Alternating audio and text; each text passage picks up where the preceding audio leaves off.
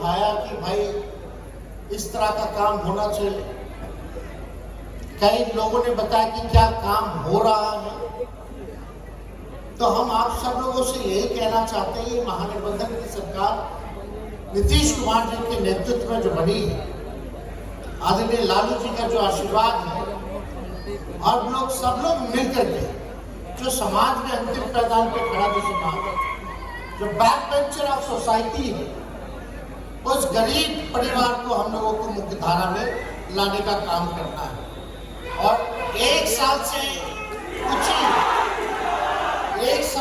ही महीने आगे हुआ, लगभग 1.5 साल होने जा रहा है, और इस सरकार ने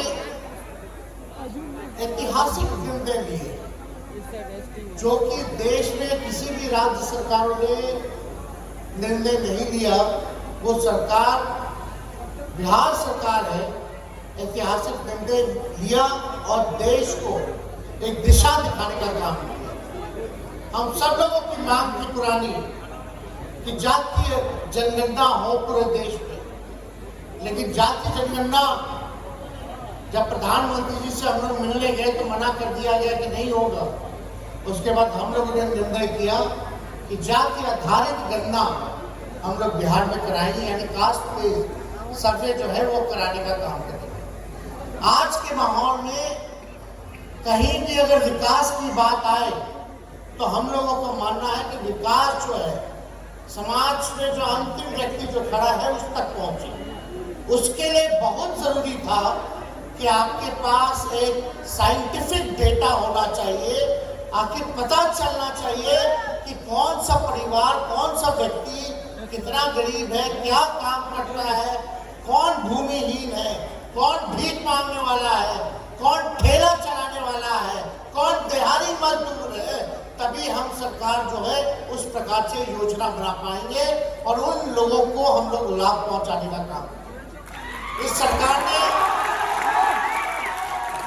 कास्ट बेस्ड सर्वे कराया, उसमें पता चल गया कि भाई 94 लाख परिवार बिहार में गरीबी रेखा के नीचे है, यानी जिसका आमदनी आय 6,000 से कम है उसको गरीबी रेखा के नीचे हम लोगों ने रखने का काम किया। यानी 94 लाख परिवार ऐसा है जो गरीब है, जिसका आय 6,000 से कम पाया जाता है। और ये देखा गया कि गरीबी हर जाति में, चाहे स्वर्ण जाति के लोग हो, गरीबी वहां भी पाई गई, गरीबी पिछड़ा समाज में भी पाया गया, गरीबी अति पिछड़ा समाज में भी पाया गया, और SC ST में पाया गया।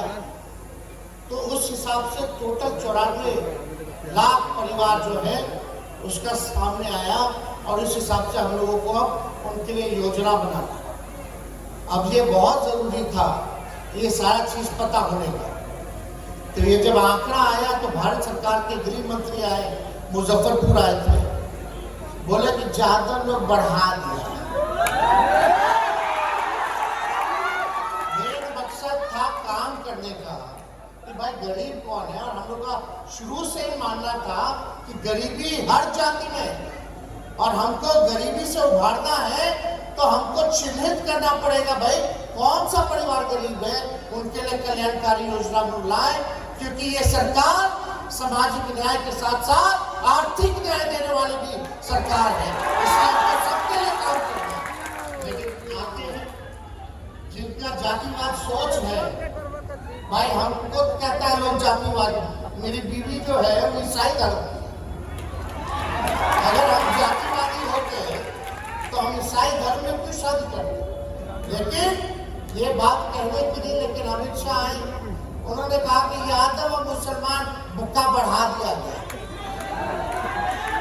झूठ बोलना उन लोगों का काम है, हम लोगों का काम है केवल आप लोगों के लिए काम करना। अगर बढ़ाना होता तो माननीय मुख्यमंत्री जी कुर्मी समाज से आते हैं तो कुर्मी जाति को नहीं बढ़ा देते। ये सब बकवास वाली बात है। और किस आधार पर बोल रहे हैं? आपके पास आंकड़ा कहाँ है? ये बिहारी है जहां पहली बार जातीय आधारित सर्वे हुआ है, देश में और कहीं हुआ ही नहीं। तो आप किस आंकड़े के साथ बोल रहे हैं कि बढ़ा दिया गया हो या घटा दिया गया हो? तो ये इन लोगों को पछता नहीं ना है काम, इन लोगों को कोई काम तो है नहीं। दिन रात आएंगे, इंटरमीडिएट वाला को 12वीं का भी पढ़ाई करवा देंगे। अमित शाह जी तो बोले तो ना 12वीं के बाद इंटरमीडिएट भी करा देंगे। जितना बुद्धि होगा उतना ही ना ज्ञान बांटेगा भाई। ज्यादा कुछ हमको कहना नहीं, लेकिन हम लोग सब लोग ने ये निर्णय लिया कैबिनेट ने, जब आबादी बढ़ी है जिसकी, उसको उसी हिसाब से हिस्सेदारी मिलनी चाहिए। और एक ऐतिहासिक काम हुआ, पिछड़ों का, अति पिछड़ों का, दलितों का और शेड्यूल ट्राइब का हम लोगों ने आरक्षण को बढ़ाने का काम किया। तो आरक्षण लगभग जो है पहले 50 था, अब उसको 65% कर दिया गया और 10% सामान्य वर्ग का जैसे था वो वैसे, यानी 75%। देश में बिहार ऐसा राज्य है जहां इस काम को करके दिखाने का काम है। इसमें क्या फायदा होगा?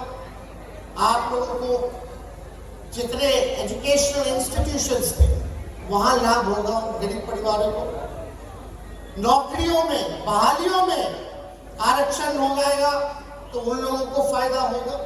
तो ये सारा काम जो है हुआ, और अभी हम लोगों ने कैबिनेट करके केंद्र सरकार को शेड्यूल 9 में रिकमेंड किया है कि इसको 9वीं अनुसूची में डाल दीजिए, ताकि इसके साथ कोई आरक्षण के साथ छेड़छाड़ भविष्य में ना कर सके।